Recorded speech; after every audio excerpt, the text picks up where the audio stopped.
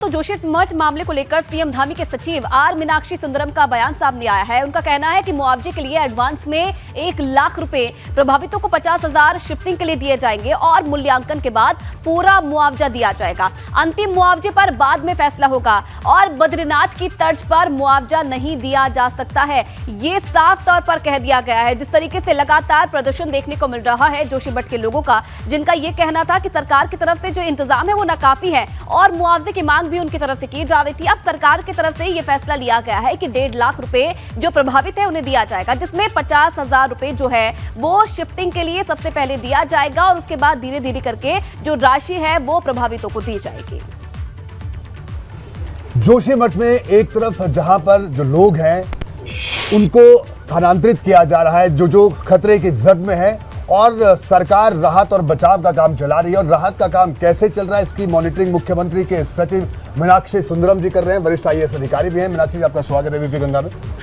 जी, आपसे ये जानना चाहेंगे कि जो अभी हम कई लोगों से भी मिलकर आए, जो राहत और बचाव का जो काम है, राहत का काम है, किस तरह से चल रहा है? क्योंकि लोगों को कह रहे हैं इस ठंड में काफी मुश्किल भी आ रही है शिफ्ट करने में और तमाम चीजों में। जी, डेफिनेटली अगर टेम्परेरी शिफ्टिंग कराया जाता है तो उसमें घर जैसे सुविधाएं तो नहीं हो सकती है जी। उसकी वजह से लोगों को तकलीफ होती है, उसको हम समझते हैं जी। और इसीलिए आज एक निर्णय हुआ था कि हम लोग एक अंतरिम सहायता के रूप में 1.5 लाख रुपए उनको देने का जीवो हो गया है जी। ये जल्दी डिस्ट्रीब्यूट भी किया जाएगा।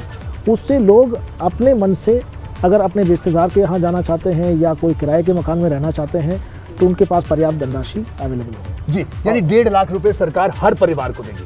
1.5 लाख रुपए जो प्रभावित 723 परिवार हैं, प्रत्येक परिवार को दे दी जाएगी। इसका ब्रेकअप भी मैं बता देता हूँ। इसमें 50,000 रुपए अनटाइड है, उसको किसी भी चीज़ के लिए, अपने सामान को शिफ्टिंग करने के लिए खर्चा है या रेशन पानी का खर्चा है, उसके लिए यूज़ कर सकते हैं। जो 1 लाख रुपए है वो एक तरफ से एडवांस है, जब बिल्डिंग का मुआवजा दिया जाएगा तो उसमें एडजस्ट कर दी जाएगी जी। मीनाक्षी सुंदरम जी, जो बिल्डिंग का जो मुआवजे की जो बात है, तो ये जो मुआवजा है अभी किस तरह से इसका निर्धारण होगा? इसकी अभी नीति बन रही है क्या है? क्योंकि लोगों के मन में कई शंकाएं हैं।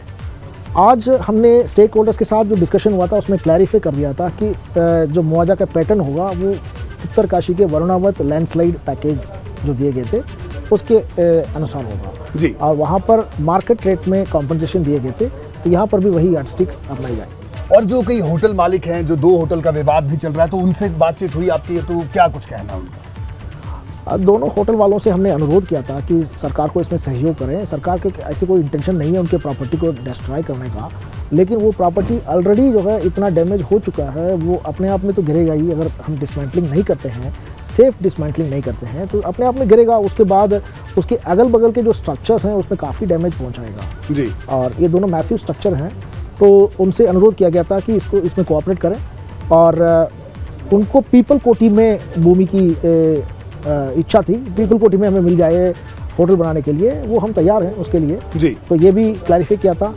तो बार बार लिखित मांग रहे थे, हमने कहा कि आज की जो डिस्कशन है उसकी कार्यवृत्ति जारी होगी, कार्यवृत्ति की कापी आपको दे दी जाएगी जी। तो उस पर सहमत है? उस पर सहमत है जी। तो अभी जो ये स्थिति है, करीब 700 परिवार आप बता रहे हैं, 700 परिवारों की बात है, और सर्वे भी यहाँ पर सर्वे रिपोर्ट नहीं आई है। तो जो असल वजह इस पूरी जो ये स्थिति उत्पन्न हुई है, क्या अभी इस पर कोई सफाई हुई है कि क्या वजह रही है दरारें आना और ये तमाम चीज़ें? ये एक्सपर्ट लोगों का काम है। एक्सपर्ट एजेंसीज, विभिन्न एक्सपर्ट एजेंसीज लगे हुए हैं। मैं उनकी रिपोर्ट का इंतजार करूंगा। मैं अपनी तरफ से कोई स्पेकुलेशन नहीं। जी बिल्कुल। क्या लगता है कब तक सर्वे की रिपोर्ट आने की उम्मीद कब तक है? विभिन्न एजेंसीज ने अपना अपना स्टडी कर लिया है और उसके साथ साथ मिनिस्ट्री ऑफ वाटर रिसोर्सेज की टीम भी आ रहे हैं, मिनिस्ट्री ऑफ पावर की टीम भी आ रहे हैं, और हमें उम्मीद है कि अगले हफ्ते 10 दिन में कुछ पिक्चर क्लियर हो जाएंगे जी। और स्थानीय प्रशासन को आप लगातार निर्देश आपने दिया है कि ये जो कैंप कर रहे हैं लोग, जिनको जिन राहत शिविरों में रखा गया, जैसे आज मेरा जाना हुआ एक राहत शिविर में भी, हालांकि अधिकारी वहाँ मौजूद थे प्रशासन के, तो किस तरह के निर्देश हैं कि उनको किस तरह की सुविधाएं वहाँ पर देने की कोशिश हो रही है? इस सर्दी में, ठंड में जो भी कंफर्ट लेवल चाहिए वो कराया जाए। हमारे पास विभिन्न एजेंसीज का वॉलंटरी कंट्रीब्यूशन भी आ रहे हैं। अभी हरिद्वार से काफ़ी ब्लैंकेट्स आ रहे हैं, आज पहुँच रहे हैं, तो वो भी डिस्ट्रीब्यूट किए जाएंगे। जितना कंफर्ट हम लोग उनको मैक्सिमम इस वेदर में दे सकते हैं उतना देने की कोशिश होगी जी। बिल्कुल मीनाक्षी, आप एबीपी गंगा से बात करने के लिए आपका बहुत बहुत शुक्रिया। तो मीनाक्षी सुंदरम साहब हमारे साथ मौजूद थे, जिन्होंने बताया कि किस तरह से राहत और बचाव का काम चल रहा है, और साथ ही साथ उन्होंने ये भी बताया कि शुरुआती तौर पर 1.5 लाख रुपया दिया जाएगा हर पीड़ित परिवार को, जिसमें से 50,000 रुपए वो अपनी शिफ्टिंग के लिए खर्च कर सकते हैं और 1 लाख रुपया जो मुआवजा मिलने वाला है उसकी अग्रिम किस्त की तरह होगा।